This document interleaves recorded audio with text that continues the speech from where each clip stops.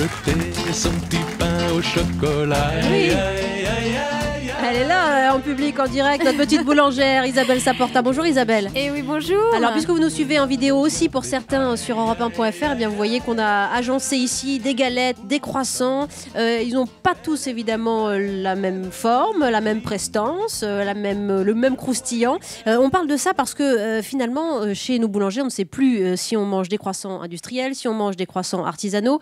Qui est voilà, on est obligé de goûter pour le savoir. Qui est qui. Vous avez raison, en tout cas, exactement il y a un problème avec nos croissants, ça c'est très clair. Ben oui, d'ailleurs la Confédération a décidé qu'il fallait publier un code, la Confédération de la boulangerie, un code des usages de la bonne viennoiserie, ce qui paraît un peu suspect. On se dit donc jusque-là, il y avait pas, c'était pas très net. Réglementé.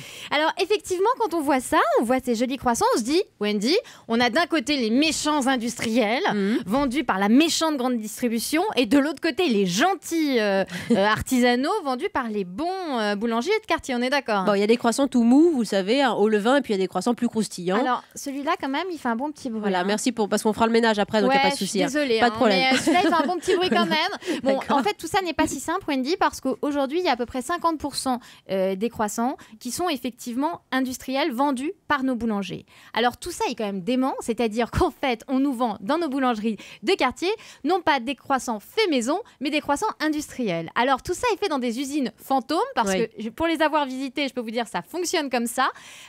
En gros, ils crachent 100 000 croissants l'heure.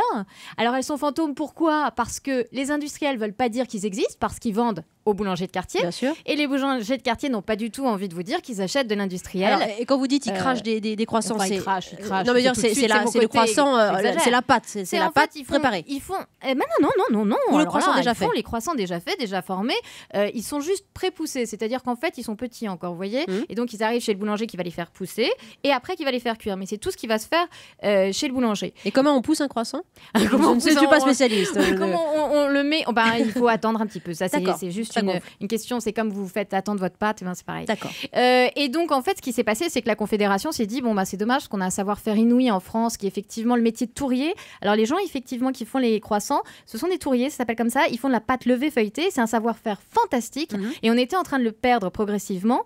Et donc, là, ils sont décidés qu'avec la répression des fraudes, ils allaient faire un code des usages. Pourquoi? Pour obliger les boulangers maintenant à annoncer la couleur. Donc, chers auditeurs, dans les mois qui viennent, quand vous irez dans votre boulangerie, si vous ne voyez pas fait maison, vous pourrez regarder d'un œil très, très, très suspicieux les croissants qui vous seront vendus.